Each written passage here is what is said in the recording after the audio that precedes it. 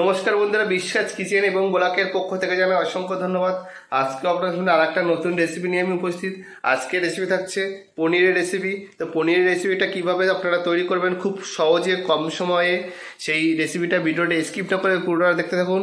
আর আমার চ্যানেলে যদি আপনারা নতুন হয়ে থাকেন অবশ্যই চ্যানেলটি সাবস্ক্রাইব করে পাশে থাকবেন এবং বেল আইকনটি অন করে দেবেন। তো লেট না করে চলো ভিডিওটা শুরু করা যাক। পনির নিয়ে নিয়েছি, তাই পনিরটা কিন্তু একটা পিস পিস করে আগে কেটে নেবো। পিস পিস করে কেটে নিয়েছি, আর আমি প্যাকেটের ভিতরেই কেটে নিয়েছি। আর আমার এই যে কাটিং বোর্ড আছে ওতে আর ইউজ করলাম না, ওখানে করলে লেগে যাবে। আর এই পাশে কিন্তু আমি একটা উষ্ণ গরম জল করে নিয়েছি আগে থেকেই। এই গরম জলে কিন্তু এই পনিরটা কিন্তু অল্প একটু সময় ভিজিয়ে রাখবো। ভিজিয়ে রাখলে ভালো হবে, তো ভিজানো থাকুক। আর তারপর আমি এখানে কিন্তু পনিরের জন্য যে যে মশলা লাগে সেই মশলাগুলো কিন্তু আমি রেডি করে নিয়েছি। এখানে একটা পেঁয়াজ স্টিক এরকমভাবে কুচিয়ে নিয়েছি, একটা টমেটো কুচি করে নিয়েছি, একটু আদা, একটু রসুন আর একটা কাঁচা লঙ্কা, আর সঙ্গে একটু দারুচিনি আর লবঙ্গ দেবো। এই রেসিপিটা সম্পূর্ণ করছি কিন্তু মাখন দিয়ে। এই মাখন দিয়েই আজকে পনিরের রেসিপিটা হবে। আর আপনারা বাটার পারলে বাটারও ইউজ করতে পারেন, সাদা তেলও ইউজ করতে পারেন। তো আমি আজকের মাখন দিয়েই করব। তো কড়াই একটা বসিয়ে দিয়েছি, গরমও হয়ে গেছে। এবার এখানে 2 চামচ মাখন দিয়ে নেব। এরপর কিন্তু এই মশলাটা কিন্তু আমি এখানে দিয়ে দেবো, আর হালকা করে কিন্তু আমি ভাজা করে নেবো। মানে পেঁয়াজের কালারটা চেঞ্জ হয়ে গেলেই আমার হয়ে যাবে।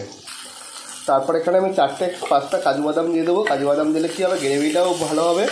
আর এরকম হালকা হালকা নাড়তে থাকতে হবে, নাড়তে নাড়তে দেখবে পেঁয়াজের কালারও চেঞ্জ হতে থাকবে। আবার কিন্তু পেঁয়াজের কালারও চেঞ্জ হয়ে গেছে, রসুনের কালারও চেঞ্জ হয়ে গেছে।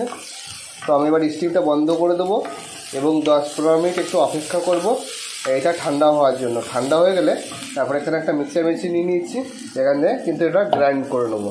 গ্রাইন্ড করে তারপর আপনাদের সামনে আসছি। গ্রাইন্ডারে গ্রাইন্ড করা হয়ে গেছে।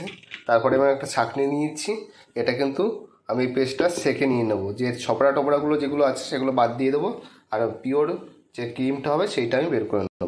বের করে নিয়েছি। আর এদিকে ছবড়াগুলো দেখতে পাচ্ছ অবশিষ্ট রয়ে গেছে। আর আমি এখানে আবার স্টিম বসিয়ে দিয়েছি, স্টিমটা কিন্তু আমি অন করে দেবো, এটা গরম হতে থাকুক। এবারে আমি এখানে কিন্তু একটা আমুলের বাটার নিয়ে নিয়েছি, ঠিক 1 টুকরো। আর এদিকে অলরেডি কিন্তু আমার কড়াই গরম হয়ে গেছে, স্টিমটা একটু কমিয়ে দেবো। বন্ধুরা, বাটার কিন্তু দিয়ে দিয়েছি, আর বাটারও গরম হয়ে গেছে, গলে গেছে। এবার যে আমি পেস্টটা ছিল সেই পেস্টটা কিন্তু আমি এখানে দিয়ে দেবো। পেস্টটা দিয়ে মোটামুটি আমি মিডিয়াম টু লো ফ্লেমে 10-15 মিনিট কিন্তু কষিয়ে নেবো। যত সময় না তেলটা গলে, যত সময় না মশলাটা একদম পুরো কষে তেল না বেরোচ্ছে, তত সময় কিন্তু আমি লো ফ্লেমে কষাতে থাকবো।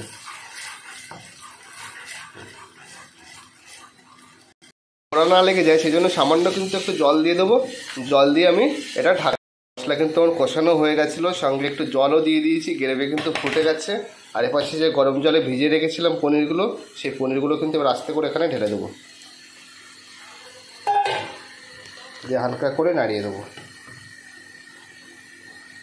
পনিরটা কিন্তু বন্ধুরা ভাজা করে নিইনি, আমি একদম কাঁচাই দিয়ে দিয়েছি। হতে দেবো এবং প্রায় মিডিয়াম টু লো ফ্লেমে 30 মিনিট মতো আমি ঢাকা দিয়ে ফুটিয়ে নেব।